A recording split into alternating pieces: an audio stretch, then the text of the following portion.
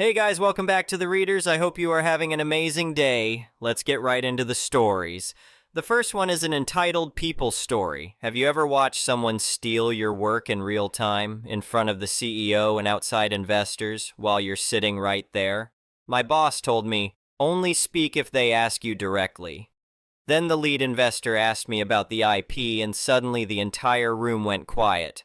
So this happened at my last job, and I'm still kind of amazed at how perfectly everything worked out. I used to work as a software engineer at this mid-sized tech company that specialized in data analytics. The company wasn't terrible, but it had this really toxic middle management layer that made life miserable for everyone below them. I've always been the type of person who keeps their head down and does good work. I'm not great at office politics, I don't schmooze with the higher-ups, and I definitely don't play the corporate game very well. I just write good code and solve problems. Because of this, I got overlooked for promotions constantly while watching less capable people climb the ladder just because they knew how to talk a good game. The worst part of my job was dealing with my direct supervisor. This guy was the definition of a middle manager who had peaked. He'd been in the same role for about 5 years, had zero technical skills, but somehow managed to take credit for everything his team accomplished. He was one of those managers who would sit in on technical meetings, nod along like he understood what was happening, then completely butcher the explanation when he had to present it to his bosses. What made him especially frustrating was how he treated new ideas. If you brought him something innovative, he'd immediately shoot it down without really listening. He seemed to think that being critical made him look smart, even when he clearly didn't understand what he was criticizing. I'd learned to just keep my mouth shut and do my assigned work. But here's the thing about being a software engineer, you're always thinking about better ways to do things. It's just how our brains work. And I'd been working on this particular problem for months, both at work and in my spare time. The company's main product was this analytics platform that helped businesses make sense of their customer data. The problem was that our algorithms for pattern recognition were pretty standard stuff, nothing groundbreaking, and definitely nothing that gave us a competitive edge. Every time we pitched to potential clients, they'd ask what made our solution better than the dozen other similar platforms out there, and we never had a great answer. I'd been thinking about this problem for a while when I stumbled across some research papers about a new approach to machine learning that could potentially revolutionize how we processed certain types of data. The math was complex, but the core concept was elegant. Instead of training models on massive datasets like everyone else was doing, this approach could identify patterns with much smaller sample sizes while maintaining incredible accuracy. I started working on it in my free time, mostly out of curiosity. I'd come home from work, have dinner, and then spend a few hours coding and testing different implementations. My girlfriend thought I was crazy for working on more code after coding all day, but I found it relaxing. It was like solving a puzzle. After about 3 months of evening and weekend work, I had something that actually worked. Not just a proof of concept, but a real, functional algorithm that could do exactly what I'd hoped. I ran it against some test datasets, and the results were incredible. This thing could identify patterns that our current system missed entirely, and it did it using about 1/10 of the computational resources. I knew I had something special, but I also knew how things worked at my company. If I brought this to my boss, one of two things would happen. Either he'd dismiss it without understanding it, or he'd take it and somehow make it his project. I'd seen both scenarios play out with other people's ideas, so I made a decision that probably saved my career. Instead of rushing to show my work to the company, I decided to protect myself first. I did some research and learned about the patent process. It seemed complicated and expensive, but I figured it was worth the investment if this algorithm was as valuable as I thought it might be. Before moving forward, I carefully checked my employment contract and our employee handbook. I needed to make sure I was in the clear legally. Our company policy only claimed rights to inventions that used company resources or related directly to current company business. Since I developed this entirely on my own time using my own laptop and equipment and it wasn't related to any existing company projects, I was safe to proceed. I found a patent attorney who specialized in software and artificial intelligence. The consultation wasn't cheap, but she confirmed what I suspected. This was genuinely novel work that was definitely patentable. The process took about 4 months and cost me several $1,000s, which was a significant chunk of my savings at the time. But eventually, I had an official patent application filed under my name for the core algorithm and its key implementations. The whole time this was happening, I didn't tell anyone at work what I was working on. I kept doing my regular job, participating in team meetings, and dealing with my boss's usual nonsense. But I was sitting on something that I knew could be huge for the company. After the patent application was officially filed and published, I decided it was time to approach my boss about integrating this technology into our platform. I spent a weekend putting together a proper presentation. I included performance benchmarks, technical documentation, and a business case showing how this could differentiate our product in the market. I scheduled a meeting with my boss and came prepared with printouts and slides. I was actually excited to share what I'd been working on. Despite all his flaws, I thought he'd recognize the potential value here. The meeting was a disaster. I barely got through the first few slides before he started interrupting. He kept asking questions that showed he wasn't following the technical aspects at all, then getting frustrated when my explanations didn't immediately make sense to him. After about 10 minutes, he cut me off completely. "Look, I don't have time for this science project stuff," he said. "We have real work to do here. Clients don't care about fancy algorithms, they care about results. And frankly, this whole thing sounds like you've been wasting time on theoretical garbage instead of focusing on your actual job responsibilities." I tried to explain that this wasn't theoretical, that I had working code and proven results, but he wasn't interested. He told me to focus on the current projects and stop trying to reinvent the wheel. The meeting ended with him basically dismissing everything I'd shown him as impractical academic nonsense. I was pretty disappointed, but not entirely surprised. This was exactly the kind of reaction I'd expected from him. I filed away my presentation materials and went back to my regular work. At least I still had the patent application, so if I ever changed jobs, I could take my algorithm with me. For about 2 months, nothing happened. My boss didn't mention our meeting again, and I didn't bring it up. I just did my assigned tasks and continued refining the algorithm in my spare time. Then something interesting started happening. My boss began scheduling more private meetings with the senior engineering team. This wasn't entirely unusual, but the frequency was higher than normal, and he seemed to be excluding certain people from these discussions. I wasn't invited to any of them, which was fine with me. I also noticed he'd been asking more detailed questions about the current state of our algorithms and our competitive positioning. Again, this could have been normal management stuff, but something felt different about how he was approaching these conversations. The first real red flag came when I overheard him on a phone call in his office. His door was slightly open, and I was walking past on my way to the bathroom when I heard him talking about revolutionary pattern recognition technology and game-changing algorithmic improvements. Those weren't phrases he'd ever used before, and they sounded suspiciously similar to some of the language I'd used in my presentation. I started paying more attention after that. Over the next few weeks, I noticed my boss having more hushed conversations with other managers. He seemed to be working on some kind of special project that he was keeping very quiet about. Then came the announcement that really got my attention. In our next team meeting, my boss mentioned that he'd been working on some innovative approaches to improve our analytics capabilities. He said he'd been developing these ideas for several months and was getting ready to present them to the executive team. The way he described these ideas sounded remarkably familiar. He talked about revolutionary pattern recognition, reduced computational requirements, and competitive advantages through superior algorithms. These were basically the exact concepts I'd presented to him months earlier. I realized what was happening, but I wasn't entirely sure what to do about it. I could confront him directly, but that would probably just result in him denying everything and potentially making my work life miserable. I could try to go over his head, but I didn't have any proof that he was stealing my ideas, and the politics of that situation could backfire badly. So I decided to wait and see how far he was willing to take this. I didn't have to wait long. About a week after that team meeting, my boss sent out a calendar invite for something called Strategic Technology Presentation Executive Review. The invite included the entire C-suite, several board members, and some people I didn't recognize who were listed as investment partners. This was clearly a big deal. The company rarely brought in outside investors for internal presentations.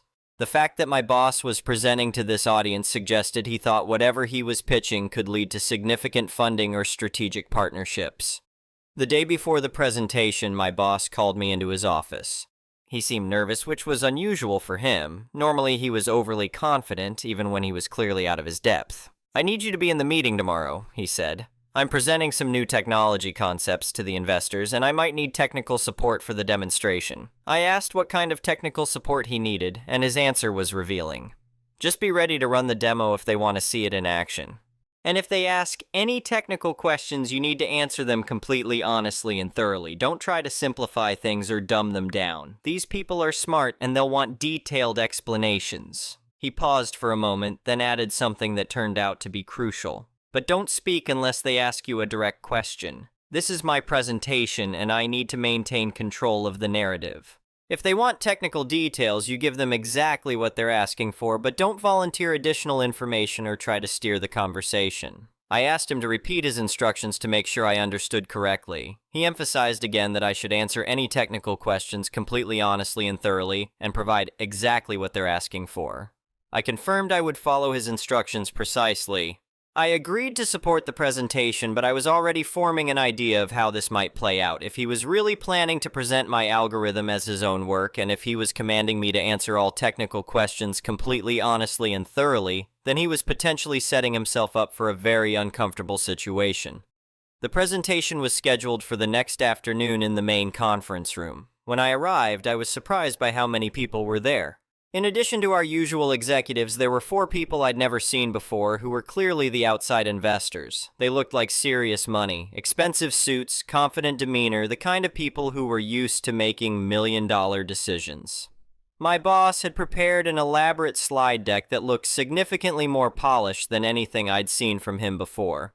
As he started the presentation, I realized just how extensively he'd borrowed from my original work.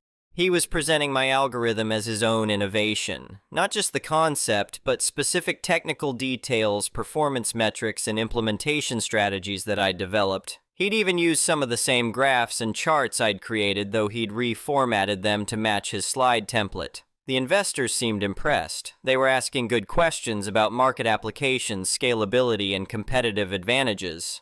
My boss was handling these business-focused questions reasonably well, probably because he'd had time to prepare and because they didn't require deep technical knowledge. But then the questions started getting more specific. One of the investors asked about the underlying mathematical framework. My boss gave a vague answer about proprietary algorithms and innovative approaches, but it was clear he didn't really understand what he was talking about. Another investor asked about computational complexity and how our approach compared to standard machine learning models. My boss started to answer, but his explanation was mostly buzzwords and didn't actually address the question. I could see the investors becoming slightly skeptical. These weren't technical people, but they were smart enough to recognize when someone was evading questions or didn't really understand their own technology. Then came the moment that changed everything. The lead investor, who'd been quiet for most of the presentation, leaned forward and asked the question that would expose everything. "This is impressive work," he said. "Before we discuss terms, I need to know about intellectual property. Do we have the patent rights secured for this technology?"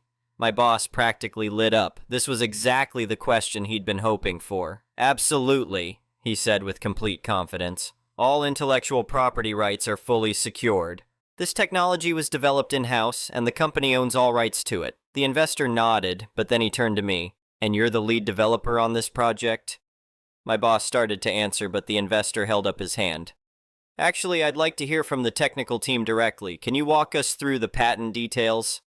This was it. This was the moment my boss's order to answer completely honestly and thoroughly was about to backfire spectacularly.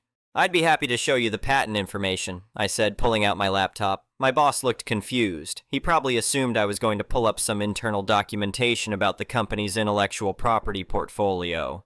Instead, I connected to the projector and opened the patent documentation I'd saved on my laptop. I pulled up the official patent application with all the filing details clearly visible.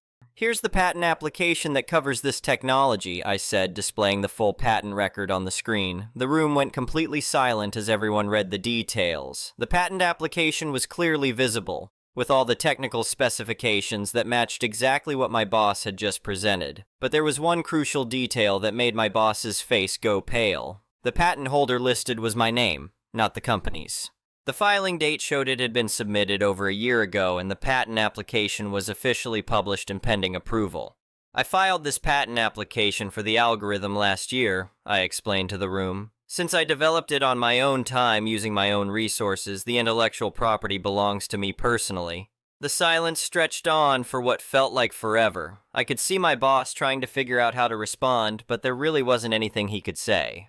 The evidence was right there on the screen for everyone to see. The lead investor was the first to speak. So let me understand this correctly. The technology you just presented as company-owned intellectual property is actually patent pending under your employee's name. Who filed the application a year ago?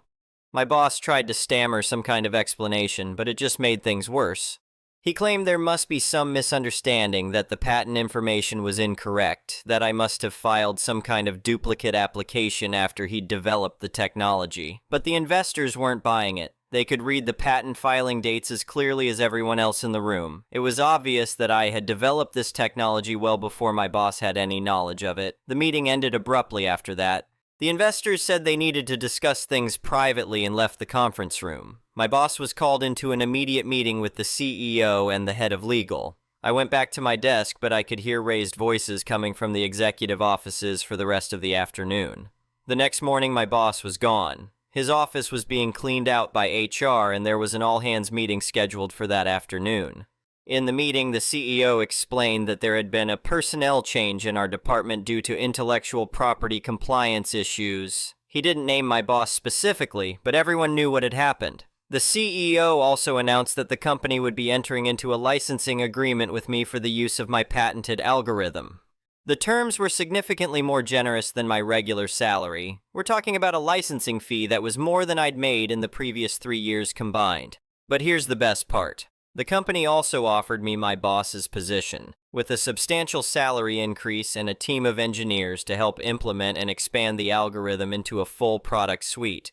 The investors ended up funding the project after all, once they were satisfied that the intellectual property issues had been resolved. Turns out they were actually more interested in working with the actual inventor of the technology than with some middle manager who was trying to take credit for other people's work. My former boss threatened to sue both me and the company, claiming that any work I did while employed belonged to the company. But when our lawyers showed him my documented proof of developing the algorithm on my own time and equipment, along with the patent filing dates, his attorney advised him to drop the case. The evidence was overwhelming, and pursuing it would have just cost him more money with no chance of success. The really satisfying part was that during the legal discussions, it came out that this wasn't the first time he'd tried to take credit for other people's work. HR had to investigate several other cases where team members had complained about him stealing their ideas. It turned out he'd been doing this for years, but he'd never been caught so red-handed before. The next one is a malicious compliance story. Posting this now because I no longer live in the house or neighborhood, but at the time I lived in a lovely cookie-cutter neighborhood with an HOA. This was one of those neighborhoods where they finished like 100 homes in the span of a few weeks, and it was common to see 8 or 10 moving trucks on any given weekend. The neighborhood went from ghost town to filled in literally a month. In Florida, most HOAs are required to use certified mail when notifying homeowners of violations. My HOA took this a step further, that all notifications to the board would be through certified mail. Received a violation, response in certified mail. Requesting a hearing? Certified mail. Want the bylaws? Certified mail. Now this last one might strike you as odd, because how would you know to request the bylaws by certified mail if you didn't have the bylaws already, you might ask. Let's put a pin in that one for now, because upon moving in, they were kind enough to provide the CC&Rs outlining what we could and could not do, but not the bylaws that told us how to handle violations and complaints. So I move in and everything is great at first. That is until about the 3rd month, when there's a big packet taped to my door, a notice of intent to lien. The packet explains that I was delinquent on a number of violations, many of them repetitive. On the list are things like, not keeping the garbage cans out of sight, we kept them on the side of the house like most neighbors. Standing water in between the sides of the homes, grading issue I was fighting with the developer over. Parking one of the vehicles in the driveway but over the sidewalk line. Bushes not trimmed appropriately. Unapproved modifications to the doorway. Installing a Ring doorbell camera. The list went on but totaled $4,032.12 for violations, late fees, and legal fees. I immediately email requesting more information and don't get a response. I do this for a few days before threatening legal action in admittedly hostile emails. to which I finally get a response indicating that all communications regarding violations will only be addressed via communication methods approved in the bylaws. I request a copy of the bylaws. All requests for the bylaws must be submitted via approved communications methods as per the bylaws. At this point, I'm about to go postal, but if Edmond Dantes could wait 14 years for revenge, I could take a breath and figure this out. The notice gave me 45 days, and it had only been a couple days. I had time to figure this out. Little known fact about developers and HOAs in Florida. The developer is the one that drafts the initial CC&R, bylaws, and legal documents, then hands it off to the board. My developer, whose name starts with D and ends with a word that sounds like Schmorton, was already on my crap list for a number of issues, including the improper grading. When I emailed my contacts requesting a copy of the bylaws, I don't think they wanted to add to the growing list of crap I was vehemently emailing them about already, and I had a copy within minutes. That's when I found the certified mail language. Now the wheels were turning because it stated all communication was to be by certified mail. Each violation was to be filed separately and delivered by certified mail, each notice of failure to cure and the late fee certified mail. Everything. I had 8 unique violations, plus repeat violations over a period of 9 weeks. At a minimum, I should have received like 22 notices via certified mail at around $7 a pop. Cue malicious compliance. My revenge, malicious compliance, was two-pronged. My morality has developed to a fashion that if you want to wrongfully take from me, I am willing to spend just as much as you want to fight you. They wanted $4K from me. I was willing to spend a good amount of that just to duck with them. I took off 2 days from work and prepared a little game of Fafo. So step 1 was to draft a single page, no personal details, but explaining my situation and warning any neighbors going through something similar what the bylaws indicated, and that all homeowners should immediately request a copy of the bylaws via certified mail. I provided the board address, the language to include, which stipulated that the response from the board, even if it was a copy of the bylaws, was to be by certified mail, meaning a printed copy of the bylaws, which was 29 pages. I also encouraged anyone fighting infractions or having received a notice of intent to lien what to do. I printed about 150 copies because that's how many houses were in the neighborhood. Roped in a few close neighbors and we stuck a notice on about every door. Step 2 was to fight each violation individually. I drafted a template language indicating that I was refuting each violation. Some more boilerplate language on why was refuting it, and the coup de grace, a final addendum formally requesting copy of receipt of delivery for each notice having been delivered via certified mail as per the bylaws. I customized each one specific to the violation and copied in any specific language from the CC&R that proved I was not in violation. And sent 23 certified letters, 22 for violations, and an extra one that was a notice of contest for the lien. Here's another little tidbit about Florida law. HOAs operate under something called rebuttable presumption, meaning any request for official records had to be responded to within 10 business days. I sent the letters on a Thursday, and each letter included a request for official records, a copy of the record of delivery. They had 2 weeks. About a week and a half later, I got a very strongly worded email basically saying all of the violations were valid and that I had another 25 days to comply or they would pursue the lien. I responded tersely, all communications regarding violations must be done in approved communication methods as per Article 9, communication methods as per the bylaws.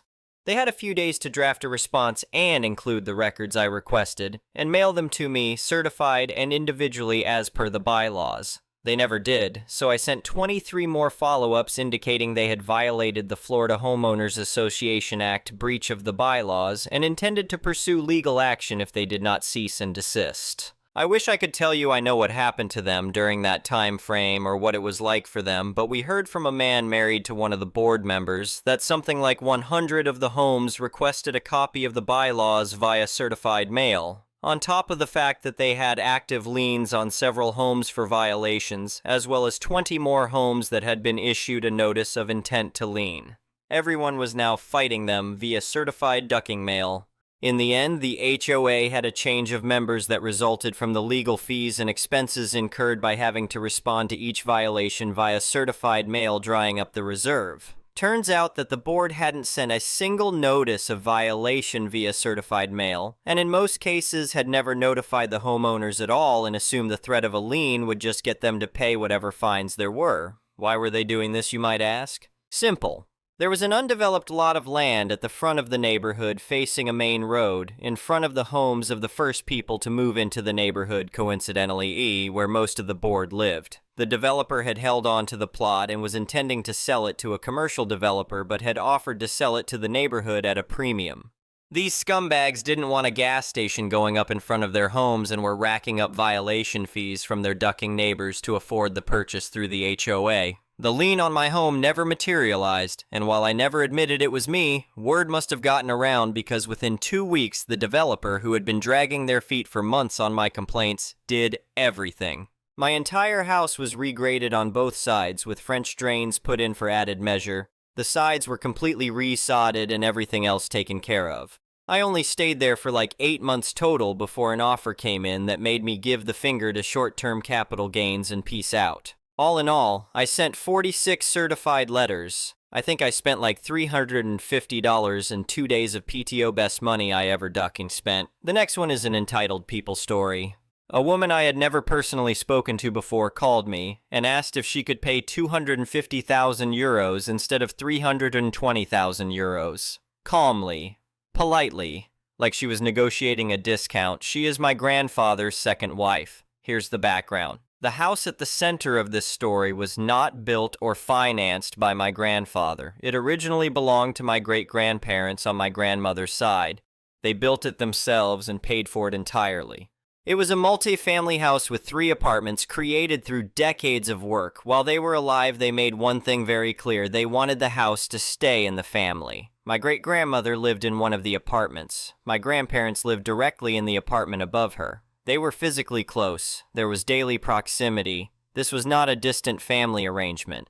My parents divorced when I was 1 year old, but despite that, my sister and I spent a lot of time with my great-grandmother. She was the kindest person I ever knew. When she died, I was 8 years old and my sister was 15. We were old enough for real relationships to exist. Whenever my great-grandmother needed some rest, we were sent upstairs to my grandparents. But in reality, that only worked on paper. About 85% of the time, I was sent back downstairs almost immediately while my sister was placed in front of the television. We were not welcomed, just managed. The moment my great-grandmother died, my paternal grandparents cut off all contact with us. Immediately. No explanation, no gradual distancing, just silence. My grandfather lived rent-free his entire adult life in that house. He never built it, he never financed it, he never passed anything forward. He cheated on my grandmother constantly, worked as a taxi driver, spent his time in a small garden outside the city, and treated his own family like an inconvenience. He hated his own son, my father. A few years before his death, after my grandmother had already passed away, my grandfather married a Ukrainian refugee who was 40 years younger than him and had 4 children. Then came his plan. He officially restructured the house from 3 apartments into 2, gifted one part to his new wife, and sold the other part to her as well. The intention was obvious, to transfer the entire property to her and make sure his own son received nothing. He even re-established contact with my father for exactly one reason, to pressure him into giving up his remaining 6% share of the house. Once that was done, he disappeared again. No relationship, no reconciliation, nothing. He knew he was dying. A notary was brought to his hospital bed. He still refused to make peace with his only living son. Shortly after my grandfather died, 3 years ago, my father sued his stepmother over the house. Thankfully, he had taken out legal insurance years earlier, so the case did not cost us much financially. My father died 1 year ago. What he didn't account for were his legal mistakes. Because of those mistakes, his wife cannot simply keep the house. Legally, she now has to pay out roughly half of the property's value to us. That amount is 320,000 euros. Which brings me back to yesterday. She called me.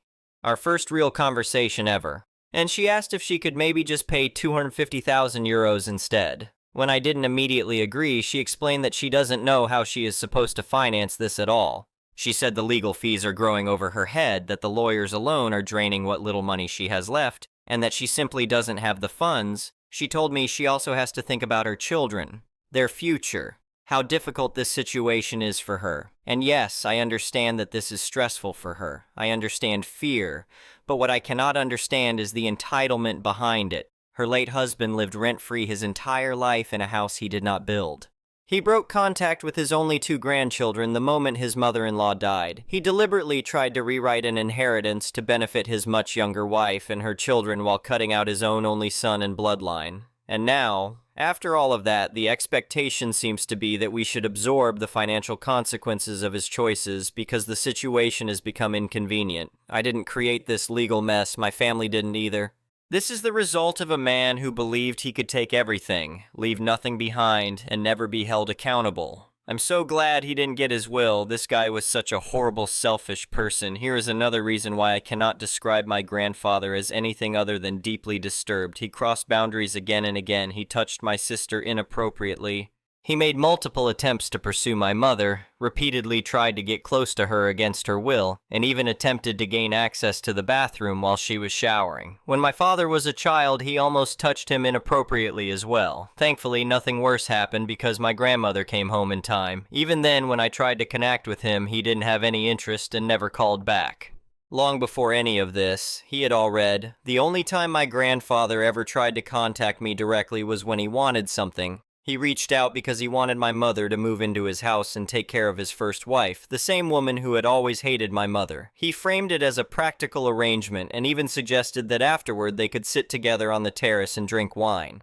Early in his life, his own sister and his own mother wanted no contact with him and eventually cut him out of their lives. Apparently, that entitlement didn't die with him. The next one is an entitled parent story. I told my mom she hits me, and she literally denies it. Tells me go get a security camera, says she didn't hit me. And telling me how ungrateful I am, she just angry because I keep giving money to strangers and getting scammed and just ain't the best for me. She told her friends that how dare I am over calling the cops and dwelling on the one small mistake when she always wants the best for me, cook for me, buy work clothes for me for work, letting me live rent-free for a year and a half and fold my bed.